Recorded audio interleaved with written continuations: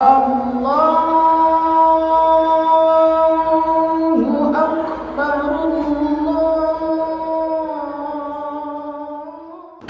Assalamualaikum warahmatullahi wabarakatuh. Alhamdulillahilladzi hadana lihadza wa ma kunna linahtadiya laula an hadanallah. وأشهد أن لا إله إلا الله وحده لا شريك له وأشهد أن سيدنا ونبينا محمدا عبده ورسوله لا نبي بعده اللهم صل وسلم وبارك على عبدك ورسولك سيدنا ومولانا محمد وعلى آله وصحبه ومن والاه وبعد فقد قال الله تعالى في القرآن الكريم وهو أصدق القائلين أعوذ بالله من الشيطان الرجيم ولكل أمة جعلنا منسكا ليذكروا اسم الله على ما رزقهم من بهيمة الأنعام فإلهكم إله واحد فله أسلموا وبشر المخبتين وقال رسول الله صلى الله عليه وآله وسلم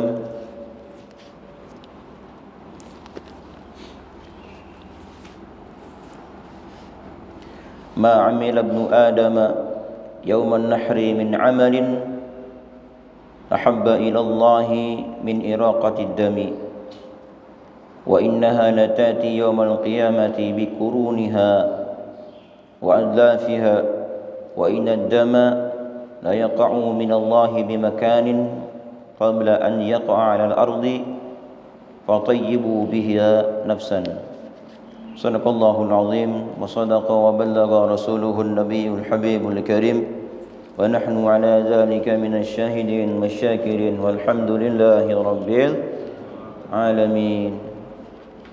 معاشر المسلمين, hadirin hadirat ikhwani rahimani wa rahimakumullah. Alhamdulillah, di pagi hari yang insyaallah penuh dengan lautan rahmat dan barakah, kita kembali berkumpul bersama dalam kajian Sabtu pagi. Mudah-mudahan kita semua mendapatkan kebahagiaan dunia akhirat, amin.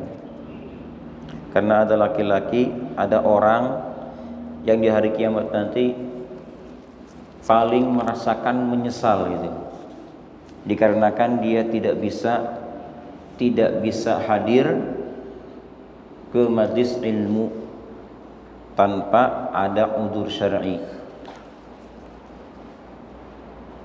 Ibnu Asakir meriwayatkan dari Abu Hurairah bahwasanya Rasul bersabda, asyaddun nasi hasratan yaumal qiyamah, yang paling menderita, yang paling menyesal adalah seseorang amkanahu ta'allum falam yatlubhu, sebetulnya dia bisa untuk ikut hadir, ikut belajar ilmu, tetapi tidak hadir di tempat tersebut. Yang kedua, wa rajulun 'allama 'ilman yuntafa'u bih. Ada orang mengajar ke sana ke sini. Fayantafi'u bihi man sami'ahu. Kemudian yang mendengarkan ilmunya malah mengamalkan ilmu tersebut. Dunahu, tetapi dia tidak mengamalkannya. Dua orang ini akan menjadi orang yang paling menyesal di yaumul qiyamah nanti. Dan kita alhamdulillah di hari ini bisa hadir di tempat ini, maka insyaallah kita semua akan mendapatkan kebahagiaan dunia akhirat, amin. Dan kita doakan bersama saudara-saudara kita yang tidak bisa hadir dikarenakan sakit, Allah angkat penyakitnya. Yang lagi sedang ada masalah, Allah buka jalan keluar baginya. Dan yang tidak bisa berkurban di tahun ini dikarenakan sempit rezekinya, Allah luaskan rezekinya. Yang ada hutang, Allah bayar hutangnya. Amin ya rabbal alamin. Hadirin hadirat jamaah rahimakumullah. Kajian kita pada hari ini atau Sabtu ini biasanya tafsir ya. Berhubung kurang lebih sebulan lagi kita akan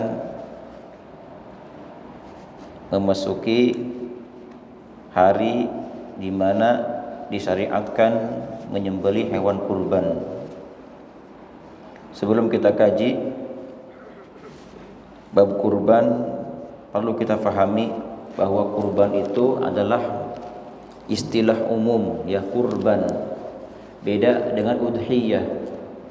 Kalau udhiyah ma yudbahu, setiap binatang yang disembelih di hari ke-10 dan sampai hari ke-13 di bulan Dzulhijjah itu namanya udhiyah khusus. Tidak ada penyebutan udhiyah di bulan yang lain. Hanya ada di hari ke-10 sampai hari ke-13 hari tasyrik. Itu namanya udhiyah. Sementara kalau kurban adalah istilah yang umum. Arti kurban kalau definisinya saya lihat dari kitab Al-Wasit, bahwasanya kurban adalah ismun lima yutaqarrabu bih. Setiap sesuatu yang dikurbankan dengan tujuan taqarruban ilallah, ingin dekat kepada Allah Ta'ala, min sadaqatin, baik itu sedekah rupanya, au ghairiha atau selainnya. Ada orang berkurban dengan tenaga, berkurban dengan ilmu, berkurban dengan waktu, berkurban dengan harta benda, berkurban dengan binatang ternak. Itu namanya kurban dengan tujuan taqarruban ilallah, ingin dekat dengan Allah Ta'ala. Itu namanya kurban. Kurban perasaan juga ada Pak ya. Misalnya kita lagi enak-enaknya datang waktu sholat, Allahu Akbar, Allahu Akbar, kita korbankan perasaan kita ini. Demi apa? Taqarrub ilallahi ta'ala. Jadi makna kurban itu umum. Semua yang sifatnya mendekatkan diri kepada Allah Ta'ala, apapun rupanya, bentuknya, sifatnya, maka itulah kurban artinya. Anjuran berkurban banyak ayatnya dan banyak hadisnya. Di antaranya adalah surat yang masyhur dari juz amma ya, inna a'tayna al kautsar, terus fasalli li rabbika wanhar. Ini ayatnya, fasalli li rabbika wanhar. Maka salli, kerjakanlah salat, wanhar, dan bernaharlah, berkurbanlah.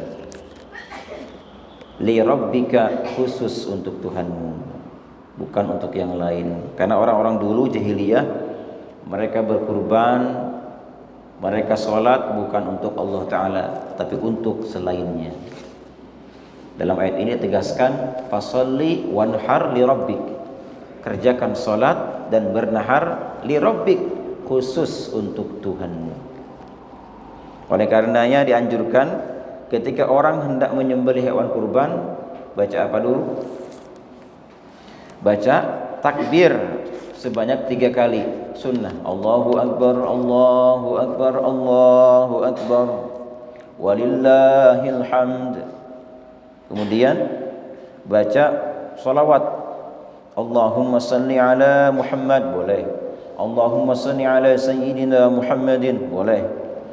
Kemudian mengucapkan Allahumma atau inna salati wa nusuki wa mahyaya wa mamati lillahi. Lillahi itu kan, salatku, nusukku, hidup matiku lillahi rabbil alamin, la syarika lahu wa bidzalika umirtu wa ana minal muslimin. Allahumma hadhihi, Allahumma hadhihi minka wa ilaika fataqabbal minni. Kalau untuk sendiri, fataqabbal min fulan ya karim, baru sembelih. Baca lagi takbir, Allahu Akbar, Allahu Akbar, Allahu Akbar, walillahil hamd. Ini bentuk daripada taqarrub ila Allah Ta'ala, dan khusus kurban ini diserahkan kepada Allah Ta'ala. Dalam sebuah hadis Rasul mengatakan, ma amila ibnu Adam yauman nahri min amalin ahabba ila Allah. Tidak ada satu amal yang dikerjakan oleh anak Adam di hari nahar, di hari lebaran, yang paling Allah cintai min iraqatid dami, ialah daripada mengalirkan darah, mengucurkan darah. Itu amal yang paling Allah cintai di hari lebaran. Ada orang beribadah apapun Allah cinta, tapi yang paling Allah cintai adalah mengucurkan darah. Nah, dasar hadis ini akhirnya Ibnu Abbas berkata, saking kita ingin mendapat cinta dari Allah Ta'ala, meskipun dia tidak berkurban dengan onta karena mungkin mahal, atau dengan sapi juga tidak mampu, atau dengan kambing tidak ada uangnya, maka dengan apa? Dengan seekor ayam pun boleh. Tujuannya apa? Iraqatud dam, mengucurkan darah. Saking pengennya berkurban. Nah, pendapat Ibnu Abbas ini diambil oleh mazhab Syafi'i. Maka bagi yang tidak mampu untuk berkurban dengan kambing, maka silahkan dengan hewan di bawahnya seperti ayam atau bebek.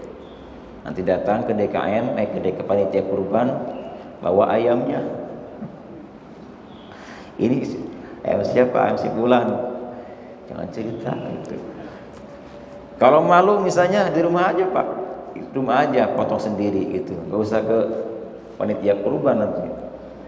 Bisa fitnah. Akhirnya nanti tahun depan para buah ayam nantinya. Ini dianjurkan bagi yang tidak mampu dan ingin berkurban, dan sama halnya kalau kita akikah, Pak. Akikah dengan kurban sama.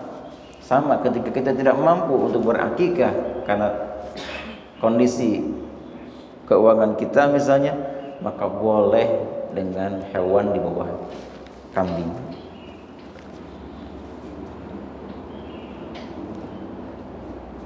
Kemudian Rasul mengatakan dalam hadis berikutnya, wa innaha la ta'ti yaumal qiyamati, sesungguhnya di hari kiamat nanti si hewan yang kita kurbankan dulu itu akan datang kepada kita bi quruniha wa adlafiha, dengan apa? Tanduknya ada tanduknya, ada kulitnya, ada kukunya, semuanya lengkap. Ternyata itulah yang dulu pernah kita kurbankan waktu di dunia. Datang kepada kita. Kalau misalnya dulunya memang besar, besar pula datangnya. Kalau kecil, kecil pula. Dan ketika disembelih si hewannya, wa inad dama lam yaqa minallahi bimakanin, dan darah itu akan sampai kepada Allah sebelum si darah tersebut sampai ke tanah. Masya Allah ini.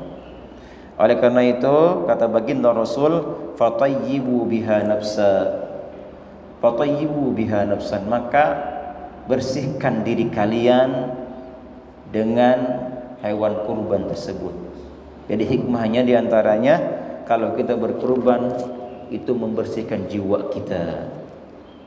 Jiwa kita yang ada sifat kikir, ada sifat-sifat yang tidak baik, maka dengan berkurban maka insya Allah yang tadinya jauh dengan Allah Ta'ala akan dekat dengannya.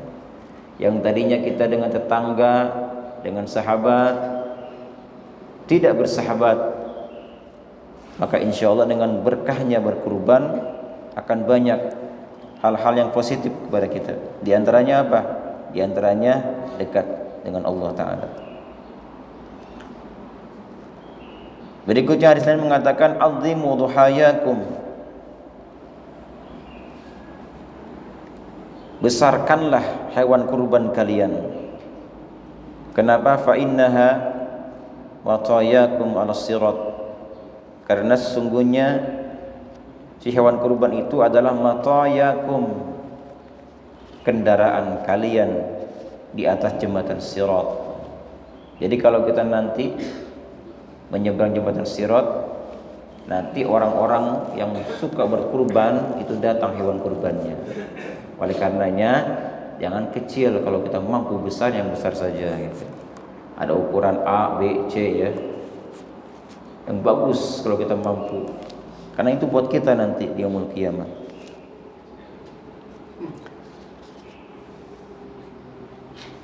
Nah, berikutnya bagaimana hukumnya berkurban? Hukum berkurban khilaf antara ulama.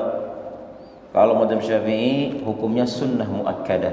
Sunnah yang benar-benar muakkadah. Kalau untuk melihat pahala perorangan gitu. Tapi kalau untuk melihat dari sisi gugurnya kesunnahan, cukup satu keluarga satu orang.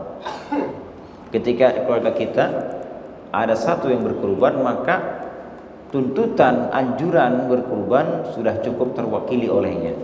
Untuk pahala tidak dapat, terkecuali si mudhahinya dia mentasyrikan, menyertakan orang lain dalam perihal kurbannya, maka yang lain pun dapat pahala. Kenapa sunnah muakkadah? Karena mazhab Syafi'i berpendapat Rasulullah SAW pernah berkurban, dan ketika beliau berkurban itu mengurbankan juga orang-orang yang belum berkurban untuk umatku. Ini nih.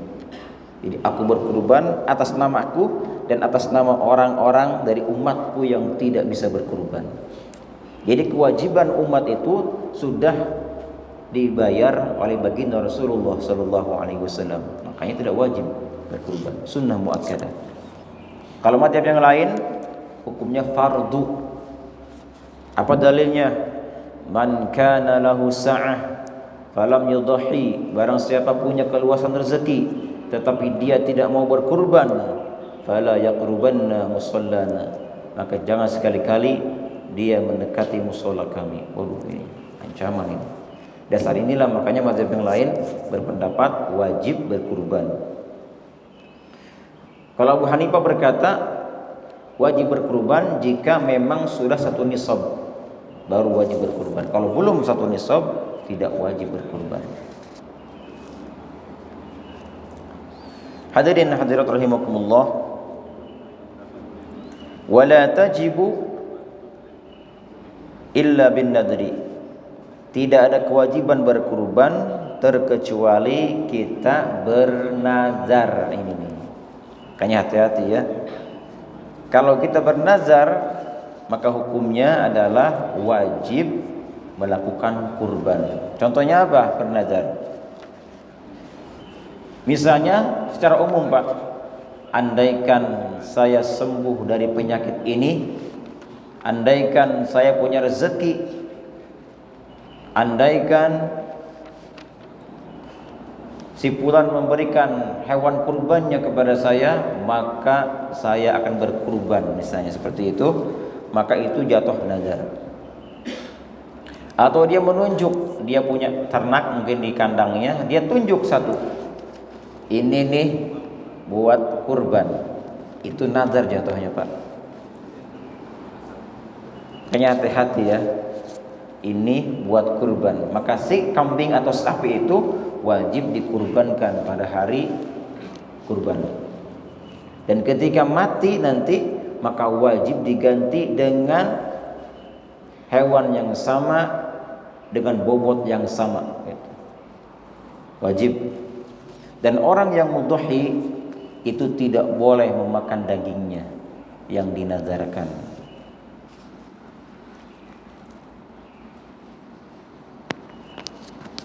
Sekarang bagaimana kalau kita ke pasar ditanya, Bapak mau kemana? Mau ke pasar. Mau ngapain? Mau beli hewan kurban. Nah, kita ngomong begitu. Hati-hati juga ini. Itu bisa jatuh nazar nantinya. Mau beli apa? Mau beli kambing. Buat apa, Pak? Wah, buat dipotong lah. Mau saya sebutkan kurbannya. Takutnya nanti nazar jatuhnya itu. Wala yujzi'u illal ibil wal baqar wal ghanam. dan berkurban tidak sah kecuali satu dengan onta, kedua dengan sapi dan sejenisnya, yang ketiga dengan kambing dan sejenisnya. Hanya 3. Kuda boleh nggak kuda? Kuda boleh nggak? Kuda boleh nggak kurban dengan kuda? Hah? Ada hadis dari Asma pernah cerita, baginda Rasul katanya, dia berkata, "Dohaitu ala ahdi Rasulillah," kata Asma, "aku pernah berkurban di zaman Rasulullah SAW bi khailin, dengan seekor kuda." Nah, satu. Yang kedua, hadis Abu Hurairah mengatakan, annahu duha bi khailin, bahwasanya dia pernah berkurban bi khailin, dengan khail, dengan kuda. Nah, kata Ibnu Hajar, beliau berkata bahwasanya ini hadis munkar gitu. Hadis munkar tidak boleh diamalkan. Makanya hanya 3 yang bisa dikurbankan, 1 onta, 2 sapi, dan 3 kambing. Itu sejenis sapi kerbau, jadi boleh kerbau. Kalau kijang boleh kijang? Kijang boleh nggak kijang? Kijang, rusa, sejenisnya itu.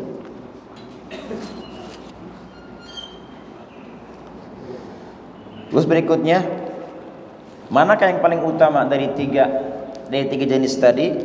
Wa afdaluha badanatun, yang paling utama adalah onta.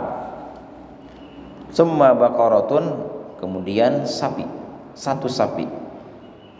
Kemudian summa do'inatun, kemudian domba. Summa ma'izun, kemudian kambing kacang, itu yang kecil, kambing kacang. Jadi yang paling afdal itu kalau berkurban adalah onta 1. Itu pun tidak dibagi 7, 1 orang 1 onta, 1 sapi, atau domba 1. Nah, setelah itu baru berikutnya summa syurrika, kemudian hewan yang dikorbankan secara bersama-sama, patungan. Berikutnya itu nomor berapa? Nomor 4. Jadi onta yang dipatung oleh 7 orang itu adalah urutan yang keempat. Nah, berikutnya wasapu syain afdal minal badana. Kalau kita mau milih, Pak, manakah lebih afdal? Apakah 7 domba dengan 1 onta? Manakah lebih afdal? Yang afdal adalah 7 domba atau kambing daripada 1 onta. Kenapa? Setiap amal yang lebih banyak itu lebih besar pahalanya. Kalau cuma 1 onta kita potong, 1 kali niatnya, 1 kali takbirnya kan. Tapi kalau 7 takbir semuanya, niat semuanya, dan banyak lagi amalnya, makanya lebih afdal 7 kambing. Nah, berikutnya dari sisi warna, Pak, warna manakah yang terbaik kalau kita mau pilih-pilih nih? Yang pertama, wa afdaluha al-bayda, yang paling utama dari sisi warna adalah yang warna putih. Yang warna putih itu paling afdol. Kalau kambing ya, domba cari yang putih. Makanya beda harganya biasanya yang putih itu. Agak mahalan kan, dibanding yang lain. Kalau onta ada nggak yang putih onta? Ada yang tuh. Cari yang putih. Sapi ada juga, ada yang putih. Itu afdol. Yang paling afdol adalah warna putih. Nah, berikutnya setelah warna putih summa safra, kemudian yang warna kuning cari. Yang warna kuning ya, ada kan binatang warna kuning. Itu yang kedua. Yang ketiga sum al-balqa, kemudian yang warna hitam putih. Ada hitamnya, ada putihnya, itu nomor 3. Yang keempat, tsummas sauda, kemudian yang warna hitam. Cari warna hitam. Terus yang kelima, tsummal hamra, kemudian yang warna merah. Putih, kuning, hitam putih, hitam merah. Itu ukurannya. Itu urutan dari keabdalan warna.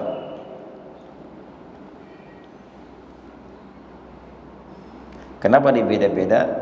Ada yang berkata karena kalau putih itu dagingnya beda dengan yang warna kuning gitu, lebih lezat.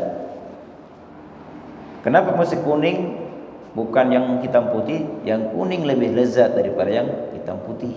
Begitupun kesananya terus. Hitam putih, berikutnya hitam, baru terakhir yang warna merah.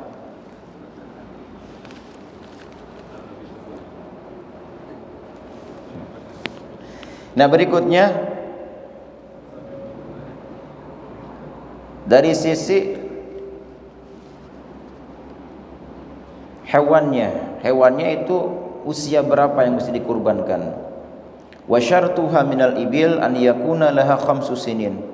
Kalau untuk hewan unta ya, itu usianya minimal 5 tahun baru dikurbankan.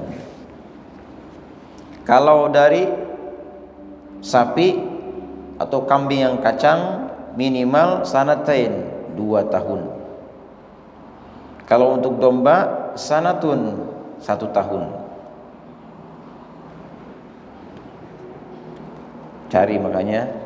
Nah, bagaimana sekarang pertanyaannya? Bagaimana kalau ada hewan kurban belum mencapai, tetapi dagingnya itu bisa sama dengan yang sudah setahun misalnya. Ini sapi ini belum 2 tahun gitu, baru setahun lebih, setahun 6 bulan atau berapa, tetapi dari sisi dagingnya itu sama dengan yang 2 tahun, maka ini boleh dijadikan kurban. Wala takuna jarba. Berikutnya adalah hal-hal yang tidak boleh dikurbankan. Yang pertama jarba, ada hewan berkudis, ada penyakit kudis, itu tidak boleh dikurbankan. Yang kedua syadidatul araj, yang pincang. Yang ketiga ajpa, yang kurus sekali. Tidak boleh kurus, tidak boleh pincang, tidak boleh kena penyakit kudis. Wala majnunah, dan juga yang lemah, lesu, ada hewan kurban begitu, maka ini pun tidak bisa mencukupi. Wala amya, dan juga tidak boleh yang buta, tidak boleh buta, dan tidak boleh maridah, tidak boleh sakit, karena kesemuanya ini itu bisa mengurangi dagingnya.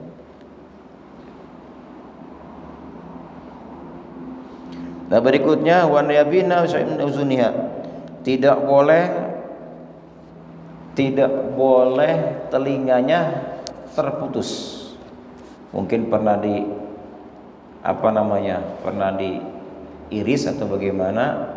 Kalau masih mengamplek Pak, jadi telinganya mungkin kena dipotong tapi tidak sampai putus, masih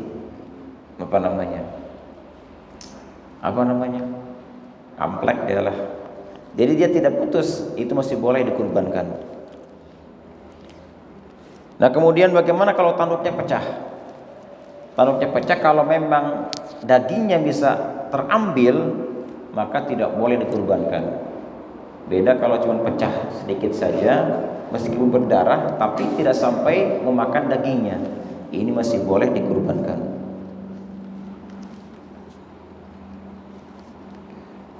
Nah, berikutnya, dan tidak boleh juga berkurban dengan hewan kurban yang tidak ada giginya semuanya ompong. Tidak boleh berkurban dengan hewan ompong, tidak boleh, meskipun memang tidak mengurangi daging, tetapi ketidakpantasan hewan tersebut. Ini jarang terjadi ada hewan ompong.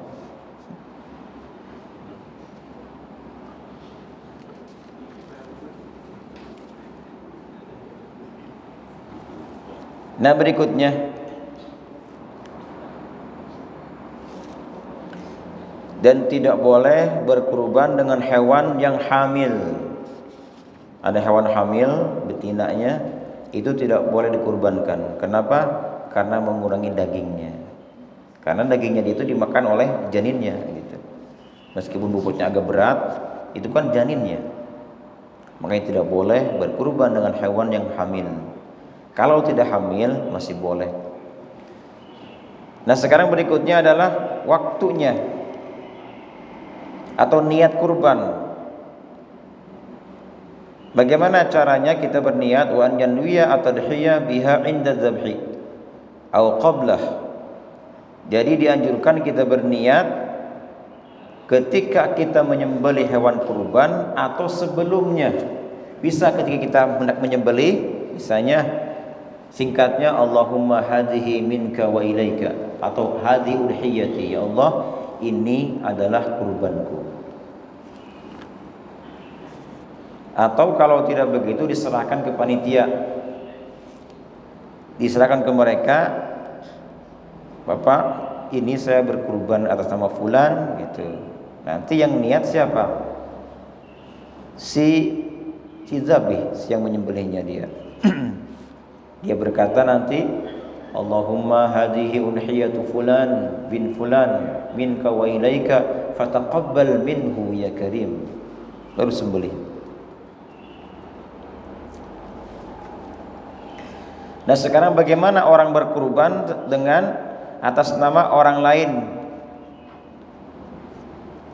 Kalau orangnya masih hidup dan kita mau berkurban atas nama teman kita misalnya, atau keluarga kita tanpa ada izin darinya, kita kurban aja. Ini kambing, mungkin saking kita dekat dengan sahabat kita, akhirnya kita bilang ini kurban atas masih bulan, tapi nggak ngomong sama dia, maka hewan tersebut tidak jadi kurban, harus ada izin. Beda kalau bayar hutang, Pak. Ada kita punya teman, keluarga punya hutang, kita bayarin dia tanpa izin pun sah. Tapi kalau hewan kurban harus ada izin dari orang tersebut. Yang kedua, bagaimana kalau sudah mati? Kalau sudah mati, itu pun tidak boleh berkurban atas nama almarhum almarhumah kalau tanpa wasiat. Jika dia wasiat di masa hidupnya, jika saya mati nanti tolong kurbankan atas nama saya misalnya, maka ini sah dikurbankan ketika itu. Beda kalau bayar hutang, ya. Kalau bayar hutang meskipun tidak wasiat itu sah-sah saja.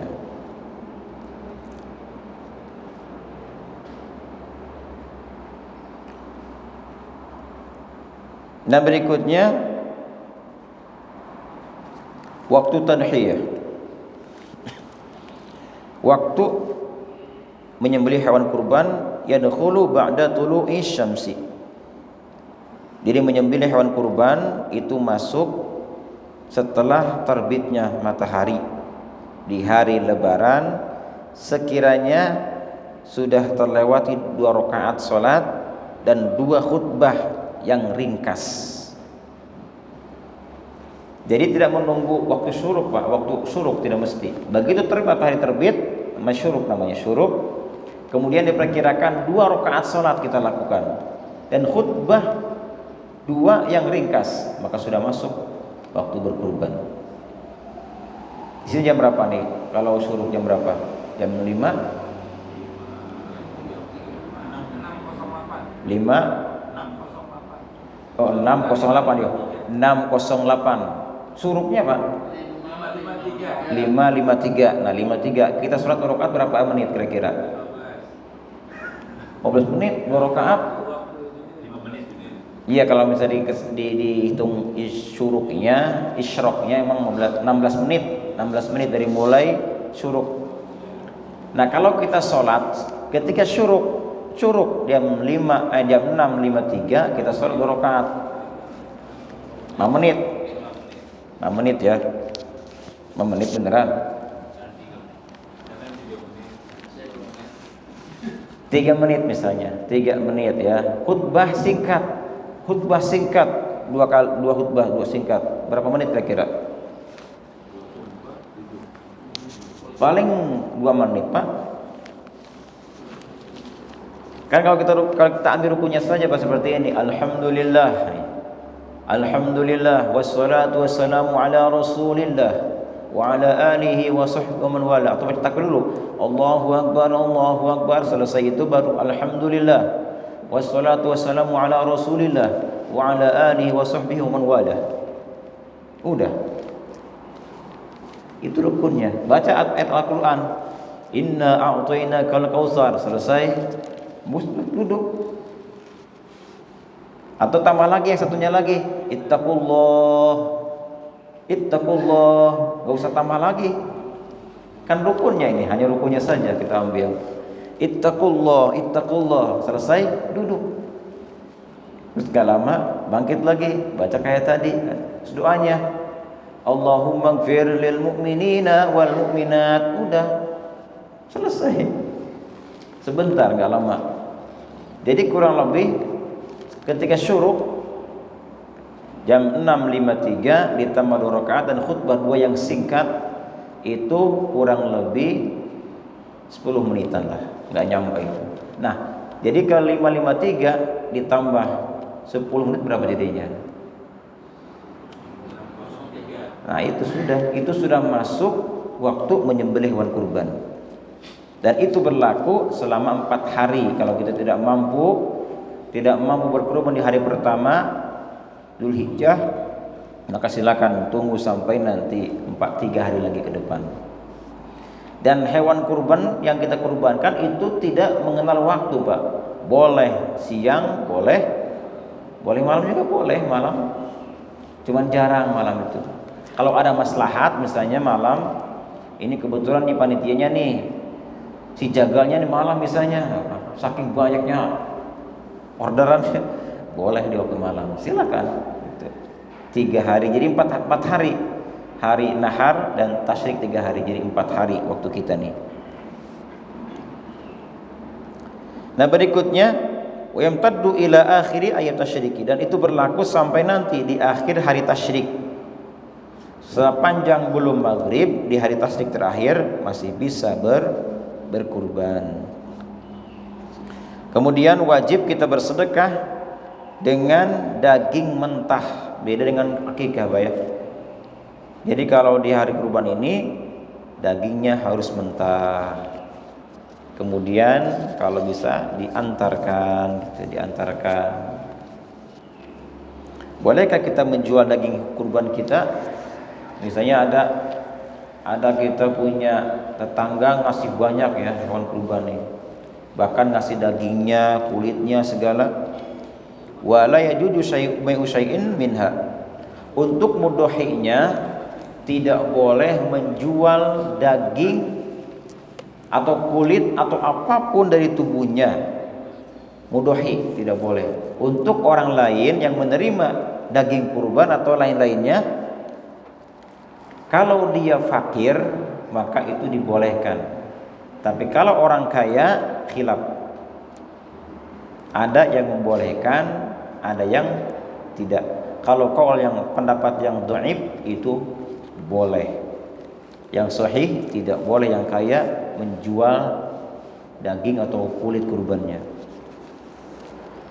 Lalu bagaimana kalau panitia menjual kulitnya misalnya, atau menjual apanya lagi, kepalanya, kakinya dijual, bolehkah bagi mereka?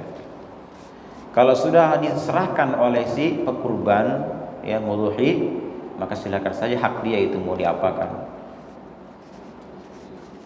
Dan disunahkan kalau bisa kita menyembelih hewan kurban sendiri, Pak. Kalau bisa ya, kita sendiri yang memotongnya. Tapi kalau tidak bisa, apalagi khawatir nantinya gagal, lebih baik serahkan kepada ahlinya. Dan ketika dia menyerahkan hewan kurban ke orang lain, maka sunnah baginya menyaksikan hewan kurban itu.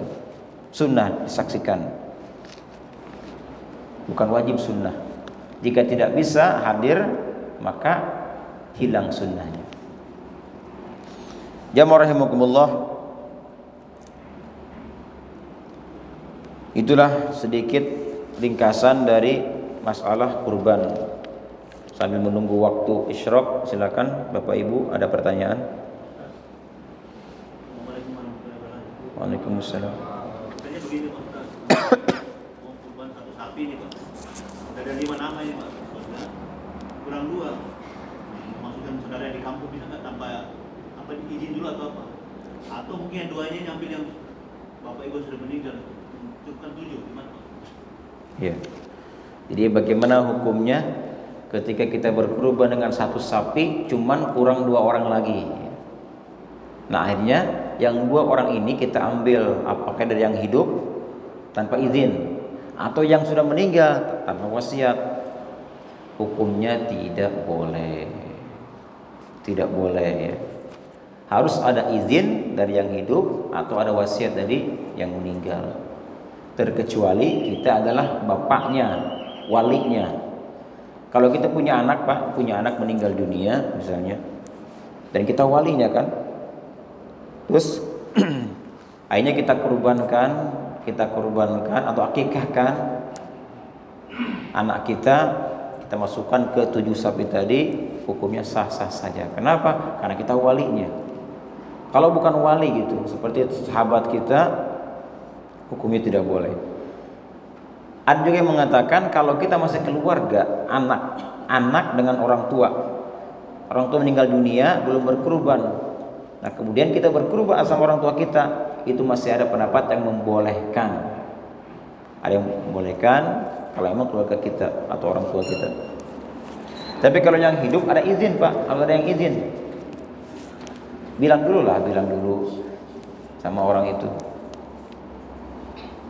Beda dengan sedekah tadi, sedekah atau membayar hutang itu tidak perlu izin. Ujug-ujug begitu bayar hutang udah ada yang bayarin Pak. Siapa? Nggak tahu. Nah ini itu boleh, bahkan terpuji begitu. Kenapa Pak? Waalaikumsalam. Biasanya momen ini juga pendapatnya panitia kan mengarahkan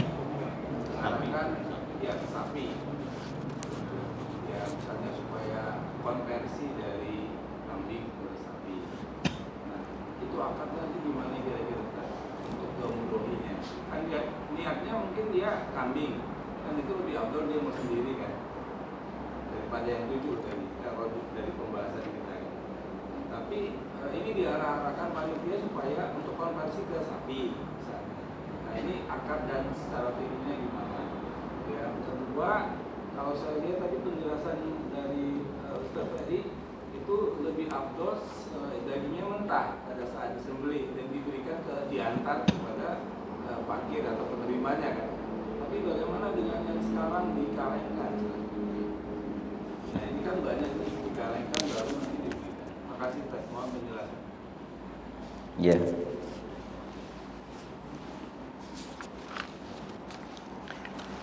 Ini kan afdol, keafdolan bukan ke sah tidak sahnya. Afdolnya kurban dengan 1 ekor kambing atau sapi gitu kan. Nah sekarang panitia bagaimana kalau misalnya menghilangkan keafdolan, misalnya diarahkan jamaahnya ke sapi bukan ke kambing. Apakah ini bisa mengakibatkan dosa atau bagaimana? Tidak ada dosa, tidak ada dosa. Dan kalau misalnya melihat dari sisi manfaatnya dengan sapi lebih banyak daripada kambing, maka afdolnya sapi. Misalnya itu rata-rata orang jarang yang suka domba misalnya atau kambing, rata-rata semuanya suka daging sapi, lebih umum manfaatnya, bisa ke arah sana tujuan kita ya. Terus kalau kambing kan sedikit dagingnya, yang besar kepalanya, tulangnya, belum ininya isinya perutnya kan banyak, sedikit dagingnya. Dan kalau kita mau menyalurkan ke sana ke sini itu tidak mencukupi. Yang kedua akhirnya kita arahkan ke sapi. Maka ini juga terpuji, nggak apa-apa, nggak masalah nggak. Terus yang kedua tadi Pak, masalah maksudnya mudahinya pengennya kambing. Iya, dia pengennya niatnya kambing. Terus? Tapi dikonversi jadi sapi. Nah, Waduh. bagaimana mengangkatkannya itu? Kalau misalnya si mudahi pengennya kambing, kemudian si panitianya malah ke sapi misalnya gitu, ada izin nggak darinya? Ada akid. Nah ini kalau misalnya ada komunikasi maka hukumnya boleh. Iya. Kalau nggak ada itu nggak boleh. Nah sekarang pertanyaan berikutnya Pak, bagaimana kalau ada yang kurbannya kambing tapi dia minta daging sapi, atau ada yang kurban sapi tapi mintanya daging kambing misalnya, bagaimana hukumnya? Boleh nggak seperti itu? Dalam Islam tidak boleh. Kalau dia kurban dengan kambing, daging kambing dia makanlah. Kalau sapi ya sapi yang dikurbankan. Yang paling utama adalah yang paling rumit Pak nih, yang paling rumit bagi panitia. Misalnya dia urutan sapi nomor 1. Nah kemudian begitu menerima daging kurbannya bukan sapi nomor 1. Nah ini rumit ini. Nah nomor 2 misalnya, nomor 3. Jadi yang asli daging dia yang dikurbankan bukan itu yang dia makan, tapi sapi yang lain. Bagaimana hukumnya itu? Nah makanya di sini panitia mesti apa? Mesti jeli. Jadi bapak nanti hewan kurbannya mungkin bukan daging bapak sendiri, karena ini banyak sapinya misalnya. Jadi bapak terima saja ya, terima saja nanti hasil dari penyerahan panitia gitu. Jadi daging sapi yang mana pun diterima, terima saja. Nah kalau kambing ke sapi atau sapi ke kambing minta jatahnya, ini mesti ada apa namanya? Mesti ada taradhi, ridho dari pihak sapi. Misalnya saya kurban kambing, pengen daging sapi. Nah mungkin diantara jamaah ada yang kurban sapi, ya. Jadi kita bilang ke dia, Bapak ini ada pekurban, ada mudhahi. Dia kurban kambing tapi minta daging sapi. Bagaimana kalau daging sapi Bapak dikediakan? Bapak ridho tidak? Gitu. Oh ridho saya. Udah selesai. Ada akad seperti itu, ada akad. Kalau udah ada akad seperti itu maka silakan.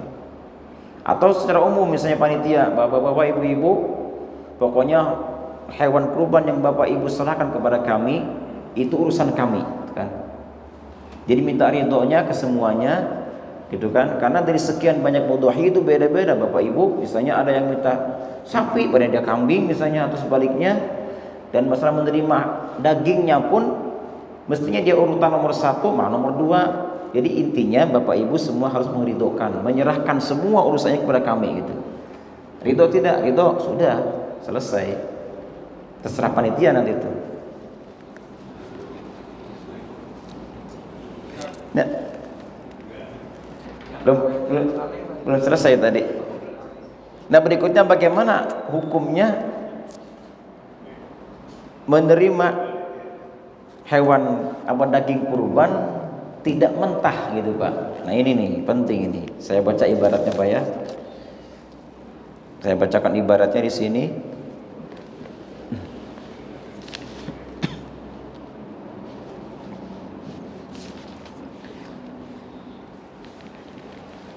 Bahwasanya di sini disebutkan wajibu dan hukumnya wajib menyerahkan daging kurban nayyi'an dalam bentuk nayyi mentah.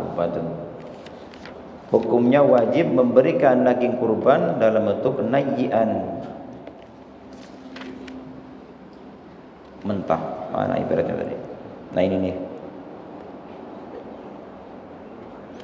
Toriyan, jadi hukumnya wajibu an yu'tiyahu nayyi'an, wajib diberikan mentah. Kemudian la matbuhan, tidak boleh sudah dimasak, wala qadidan, dan juga tidak boleh dibuat seperti denden Pak.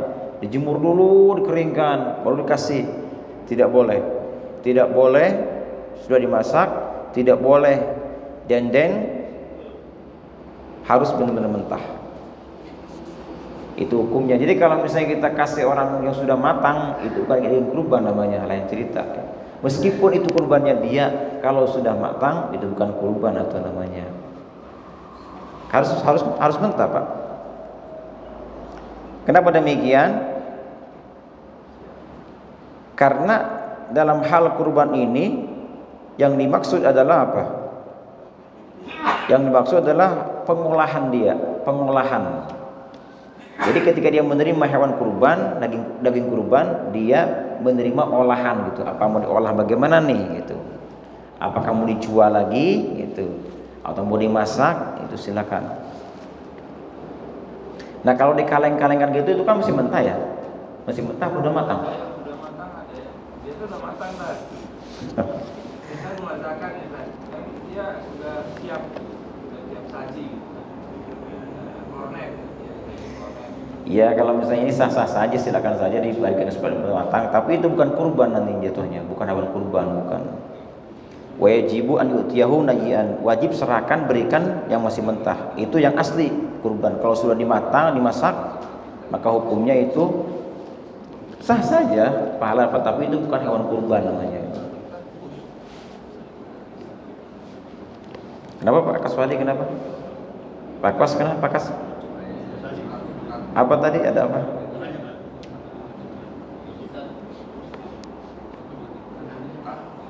Kenapa? Terkait dengan namanya program telekorban luasnya, sebenarnya hal ini kan sering kita saksikan yang sudah bahwa banyaknya saudara-saudara kita yang jauh di sana sangat membutuhkan. Misalnya di daerah-daerah pelosok yang betul-betul memang kadang-kadang bahkan setahun itu tidak ada yang korban.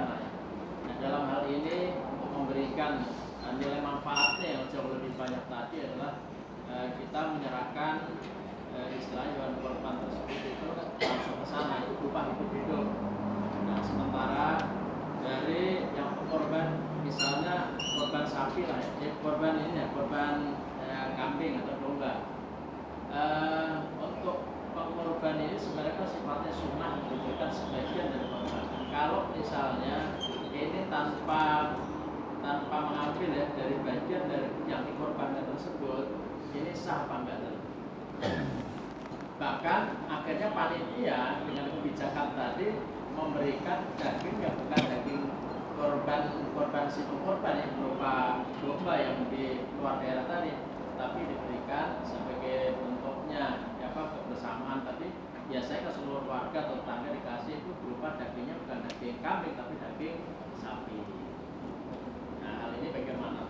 Terus kalau melihat tadi yang disampaikan oleh Ustaz Yani terkait dengan pengolahan kornet apa segala macam, ini melihatnya dari nilai manfaat ya, karena begitu banyak melimpahnya.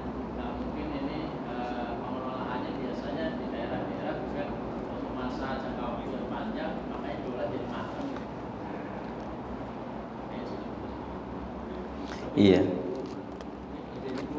Nah, ini kalau memang hal tersebut bukan dinyatakan daging korban, jadi yang korban ini korban sah apa enggak itu? Sah, hukumnya sah, udah sah dia, udah berkurban. Tidak mengurangi dari nilai itu. Udah. Ini saya bacakan lagi ya, wala yakfi ja'aluhu ta'aman, tidak cukup menjadikan daging kurban tersebut ta'aman sebagai bentuk makanan. Wa du'aan, dan sebagai ajakan untuk orang-orang miskin. Jadi diajak, makan sini, diajak, diundang. Jadi kita irsal, kita serahkan, kita datangi orang-orangnya itu. Bukan kita panggil orang-orang datang kepada kita. Itu yang sah. Yang disebut dengan daging kurban. Kita kirimkan daging itu ke mereka, tidak mengundang mereka. Au irsalihi ilaihi. Kenapa demikian? Fa inna haqqahu fi tamalluki la fi aqli. Nah, ini karena haknya orang-orang miskin itu adalah tamalluk, menerima kepemilikan, bukan akal, bukan akalnya. Jadi maksud di sini adalah mereka menerima, bukan untuk memakan. Terserah dia jadinya. Tapi kalau sudah terjadi seperti itu, dikornetkan kah, diapakan lah, bagaimana hukumnya si kurban? Apakah dia kurang pahalanya? Sudah sah. Cuman dari sisi bentuk dagingnya itu bukan daging kurban lagi namanya. Sudah hilang nama daging kurban itu. Kenapa? Karena tidak sesuai dengan jalan tadi, yaitu harus mentah, tidak boleh dimasak gitu. Kalau mereka membuat argumennya Ustaz, itu kan dagingnya disembelih pada saat hari nahar juga. argumennya kan disampaikan kan seperti hari nahar atau hari tasyrik. Cuma penyerahannya tidak pada saat hari nahar atau hari tasyriknya. Penyerahannya belakangan, itu gimana? Kalau sudah 3 hari, hukumnya tidak boleh. Makruh 3 hari ya. Yang sudah diolah tadi. Kan ada satu istilah fuqaha itu, jadi daging kurban tidak boleh dibiarkan selama 3 hari. Jadi ada orang berpendapat, oh berarti kalau kita punya daging kurban harus habis hari itu juga. Bukan seperti itu. Artinya hewan kurban yang mesti disalurkan itu kalau sudah 3 hari belum disalurkan, maka kena makruh hukumnya. Apalagi sampai sudah basi, mungkin kalau ini ada freezer, sudah 3 hari ini daging orang nih nggak diserahkan juga, hukumnya makruh. Untuk pribadi kita sudah menerima daging kurban, kemudian kita masukkan freezer, meskipun sudah setahun lamanya, tidak ada makruh di sini. Ya. Nah, terkait pertanyaan Bapak tadi, bagaimana kalau panitia ya? Kalau panitia misalnya ada orang berkurban, kemudian si kurbannya itu diserahkan ke daerah-daerah yang pelosok-pelosok lah katakan. Terus dia tidak memakan dagingnya. Nah, sekarang pertanyaannya, hukumnya si pekurban makan daging hewan kurbannya bagaimana hukumnya? Apakah wajib atau sunnah? Yakin sunnah ya? Yakin sunnah ya? Saya baca ya.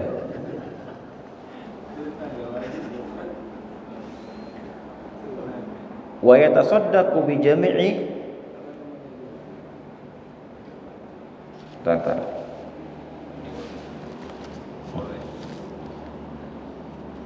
wa yajibu atasadduqu bi syai'in min lahmiha najjian, dan hukumnya wajib bersedekah dengan sesedikit dari daging kurbannya yang mentah. Jadi hukumnya memberikan daging hewan kurban kita yang dikurbankan itu hukumnya adalah wajib diberikan sedikit saja, minimal aja Pak, nggak usah banyak-banyak. Kalau kita memang sayang dengan kurban kita potong sapi atau kambing, terus kepalanya kita kasih ke orang, kepalanya doang tapi misalnya, atau kakinya saja juga boleh, kisahnya buat kita semua, silakan. Karena kewajiban kita adalah memberikan sedekah sedikit saja dari hewan kurban kita dagingnya. Itu dibolehkan. Tapi disunnahkan untuk bagian si kurban sepertiganya. Ini sepertiganya penerimaan dia ya. Terus makannya sekarang, bagaimana hukum makannya dia memakan daging itu? Daging kurban, apakah wajib dimakan atau sunnah dimakan? Sebentar Pak.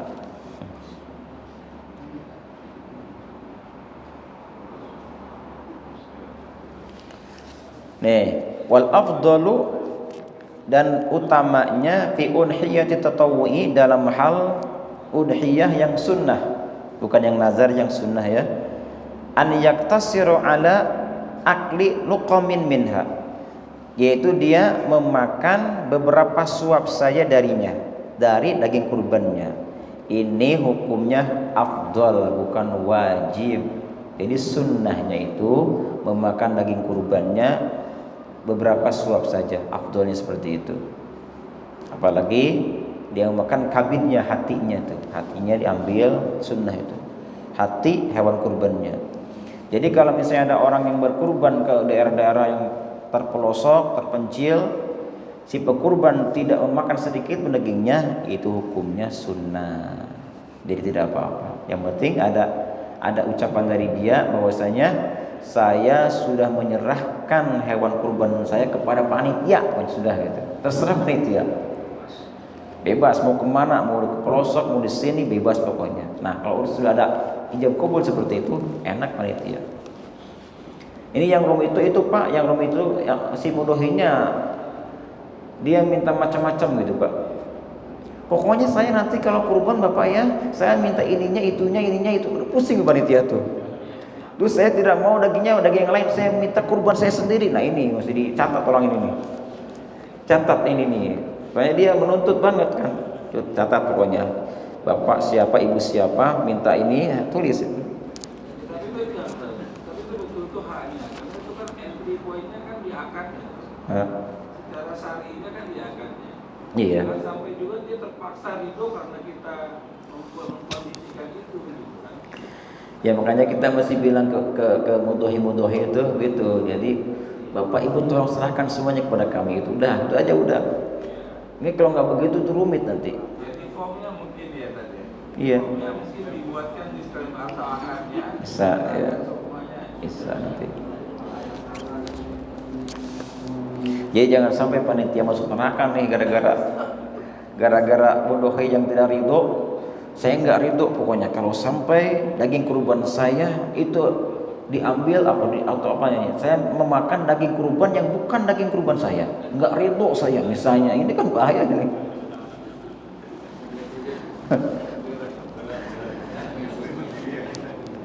Rumit ya. Makanya kalau sudah ada tarodhi, udah ada ridho dari semua pihak sudah. Yang haram sekalipun Pak, kalau sudah ridho itu nggak haram. Innamal at-tarodhi sayyidul ahkam. At-tarodhi atau ar-ridho sayyidul ahkam. Ridho itu rajanya hukum. Orang nyuri saja, nyuri yang haram tadinya, ketika yang dicuri mengatakan halal, sudah halal. Yang gibah saja, yang ngomongin orang haram hukumnya, kalau sudah dikatakan sama yang digibah halal, sudah halal semuanya. Gitu. Kenapa?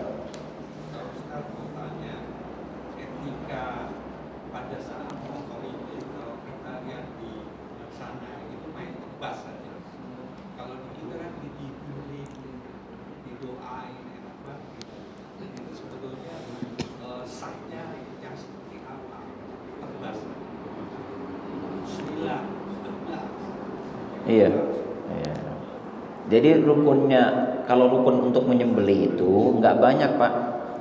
Yaitu yang pertama putuskan urat halus, kedua putuskan urat kasarnya gitu. Jadi ada saluran nafas, ada saluran makanan, itu putus dua-duanya. Itu yang wajib. Adapun penyebutan bismillah itu tidak wajib, sunnah membaca bismillah. Sunnah menghadap kiblat. Sunnah tajam itunya pisaunya atau goloknya, itu sunnah. Nah ketika tidak baca bismillah misalnya, main tebas aja, pegang, dan masalah kita merebahkan, mengikat, itu juga sunnah. Andai kan kita mampu untuk memotongnya langsung berdiri, ya silakan aja. Kayak di mana, di daerah Toraja ya, kerbau tuh gini kan, skol, langsung mati itu. Nah kalau kita bisa seperti itu, silakan. Kayak di Mekah kan kalau motong onta bukan di ini, cukup pegang ininya. Jadi intinya dua Pak. Satu, putuskan urat halus. Yang kedua putuskan urat kasarnya itu. Kalau sudah putus, sudah selesai. Sepanjang belum putus dua urat ini, maka tidak halal dagingnya. Dan kalau misalnya kita menyembelih hewan kurban, sudah sudah lama terpisah antara golok dengan sembelihan, kita misalnya digodot-godot, kita kira sudah putus misalnya nih. Nah ini kita lepas. Kemudian ternyata masih ada uratnya belum putus. Kita balik lagi, sambung lagi misalnya. Kalau zamannya berdekatan tidak lama masih halal Pak. Kalau sudah lama lah katakan ini kembali ke adat. Kalau adat kita mengatakan ini udah lama nih, maka itu si hewan kurban sudah haram dimakan kalau dia mati. Tidak boleh sembelih lagi. Adat, kembali ke adat ini. Ke adat, kebiasaan. Kalau menurut kita ini sudah lama nih, berarti lama sudah itu, nggak bisa lagi. Kalau masih sebentar, misalnya kita ke cuci golok ini, ada yang bilang itu masih belum, balik lagi, masih bisa lah. Jika sudah dicuci ininya, ngopi sebentar dia ternyata masih ini belum putus, sambung lagi, ini nggak boleh sudah. Jadi masalah kita menyembelih hewan kurban Pak, ketika goloknya jatuh pun jangan dikatakan ini udah haram, enggak. Kita kodot-kodot ternyata jatuh goloknya kan, lalu kita ambil lagi goloknya sekaligus sambung lagi, nggak masalah karena masih dekat zamannya. Wallahu a'lam bishawab. Demikian Bapak Ibu semuanya perihal kurban. Semoga Allah Ta'ala luaskan rezeki kita sehingga kita bisa berkurban dengan tahun ini dengan onta Pak ya, mudah-mudahan ya. Belum ada sejarah nih di sini di Arafah korban onta. Semoga saya doakanlah untuk tahun ini ada onta di sini. Demikian, assalamualaikum warahmatullahi wabarakatuh. Allah